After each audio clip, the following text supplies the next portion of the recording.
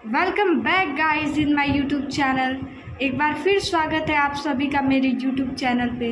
तो आज मैं एक बार फिर लेके आ चुकी हूँ आप सभी के लिए बहुत ही ज़्यादा हेल्पफुल वीडियो, जो कि क्लास 10th हिस्ट्री का चैप्टर फर्स्ट यूरोप में राष्ट्रवाद का वीवीआई क्वेश्चन है। तो प्रश्न है हमारा, इटली के एकीकरण में मेजनी, काउंट काबूर तथा गैरीबाल्डी के योगदानों को लिखे।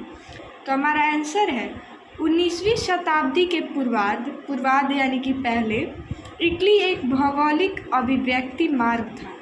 यहाँ सार्डिनिया राज्य केवल गणतंत्र था। इसी के नेतृत्व में इटली का एकीकरण शुरू हुआ। इस एकीकरण में मेजनी, काबूल और गैरीबाल्डी का योगदान था, जो इस प्रकार है। यानी कि जो इटली है, इटली जो हमारा था उसमें सिर्फ एक सार्डिनिया राज्य, एक राज्य का नाम था सार्डिनिया, सिर्फ वही गणतंत्र था और इसी के नेतृत्व में इटली का एकीकरण शुरू किया गया था। मतलब यहीं से लीड किया गया था इटली के एकीकरण को। तो मेजनी का योगदान चलिए गाइस हम देखते हैं। तो इटली के एकीकरण में मेजनी का महत्वपूर्ण योगदान था। वह साहित्यकार के साथ साथ गणतांत्रिक विचारों का समर्थक था तथा योग्य सेनापति था। इटली के एकीकरण की प्रारंभिक चरण की शुरुआत तथा जगह जगह पर अपने भाषणों से लोगों में देश प्रेम की भावना को उजागर किया। 1831 ईस्वी में उसने यंग इटली नामक संस्था की स्थापना की। चलिए गाइस, तो मैं पहले इतना समझा देती हूँ कि मेजनी जो था वह मेजनी का बहुत ही ज़्यादा महत्वपूर्ण योगदान था इटली के एकीकरण में। और मेजनी एक साहित्यकार था और उसके साथ साथ गणतांत्रिक विचारों का समर्थक था। और देखिए ये साथ ही साथ ये सेनापति भी था। और इटली के एकीकरण के प्रारंभिक चरण यानी कि स्टार्टिंग जो फेज़ था उसकी शुरुआत इसी ने की थी। और जगह जगह पे अपने भाषणों से यानी जो स्पीच दिया उससे लोगों में देश प्रेम की भावना को इसी ने उजागर किया यानी कि जगाया। और 1831 ईस्वी में इसने यंग इटली नामक एक संस्था की स्थापना की। यानी कि यंग इटली नामक एक संस्था की स्थापना 1831 में मेजनी ने की। ये वीवीआई ऑब्जेक्टिव क्वेश्चन है इस चैप्टर का। इटली नामक जो संस्था थी इसके अंतर्गत मेजनी ने इटली के सभी नवयुवकों यानी कि जो टीनेजर या फिर नवयुवक रहते हैं उन सभी को एकजुट किया ताकि जो एकीकरण था वह आसानी से किया जा सके। देखिए यहाँ पे एक और वीवीआई ऑब्जेक्टिव क्वेश्चन है। 1834 ईस्वी में उसने यंग यूरोप की स्थापना की।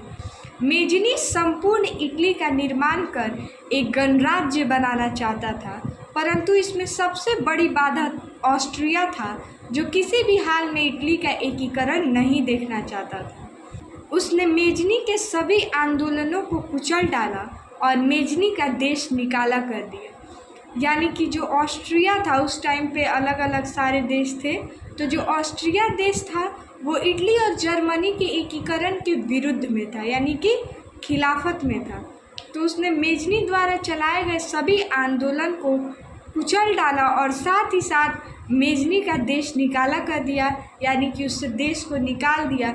लेकिन इतना से ही ये सब क्रांति रुकने वाला नहीं था, इसे फिर आगे बढ़ाया काउंट काबूर ने। तो आइए चलते हैं देखने की काउंट काबूर का इटली के एकीकरण में क्या योगदान रहा है।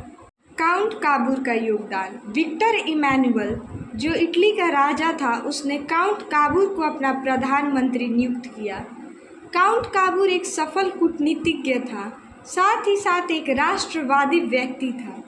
उसने ऑस्ट्रिया को हराने के लिए एक मजबूत सेना गठित की और अपनी कूटनीतिक चाल से विक्टर इमैनुअल के साथ मिलकर ऑस्ट्रिया को हराया। देखिए इसने हराया काउंट काबूर ने, जो ऑस्ट्रिया सख्त विरुद्ध था इटली और जर्मनी के एकीकरण के खिलाफ था।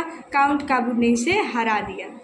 ऑस्ट्रिया को हराने के लिए उसने फ्रांस से मदद मांगी थी और फ्रांस की मदद से काउंट काबूर ने ऑस्ट्रिया को पराजित कर उसके क्षेत्रों को सार्डिनिया याद है ना, जो एकमात्र गणतंत्र राज्य था इटली में जिसके उसी के लीडरशिप में इटली का एकीकरण पूरा होने जा रहा था। सार्डिनिया में मिलाकर एक मजबूत इटली का निर्माण किया। तो यहाँ पे समझिए, विक्टर इमैनुअल था, वो इटली का राजा था और उसने काउंट काबूर को प्रधानमंत्री नियुक्त कर दिया था। और काउंट काबूर जो था उसके पास बहुत अच्छे अच्छे कूटनीतिक चाल यानी कि प्लान्स थे। उसने एकदम अपने चतुरतापूर्वक उसने क्या किया, उसने ऑस्ट्रिया को हराया और इसके लिए उसने फ्रांस से मदद मांगी। फ्रांस से मदद मांगने के बाद उसने ऑस्ट्रिया को पराजित किया और सार्डिनिया में मिलाकर एक मजबूत इटली का निर्माण किया। आइए देखते हैं कि इटली के एकीकरण में गैरीबाल्डी का क्या योगदान था। गैरीबाल्डी का योगदान। इटली के एकीकरण में महान क्रांतिकारी गैरीबाल्डी अपने शस्त्र नीति के द्वारा चौथे चरण में इटली के एकीकरण में अपना महत्वपूर्ण योगदान दिया। यानी कि जो गैरीबाल्डी था उन्होंने इटली के एकीकरण के चौथे चरण में अपना योगदान दिया था।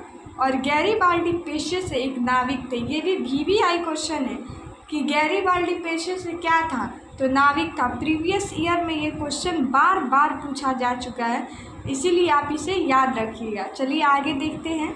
गैरीबाल्डी ने अपने कर्मचारियों तथा स्वयं सेवकों को मिलाकर एक सशक्त सेना बनाई। देखिए, इसने सेना बनाया था किसको?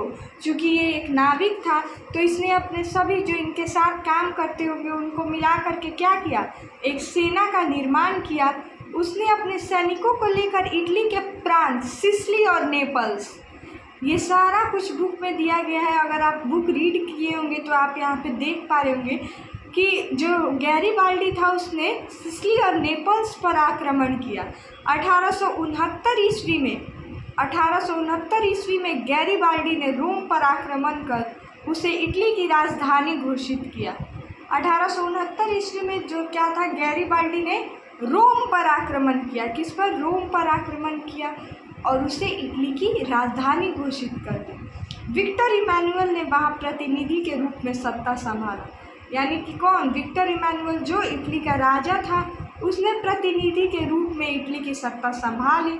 इस प्रकार 1871 ईस्वी में इटली का एकीकरण मेजनी, काउंट काबूर और गैरीबाल्डी जैसे राष्ट्रवादी नेता और विक्टर इमैनुअल जैसे योग्य शासक के योगदानों के कारण पूर्ण हुआ।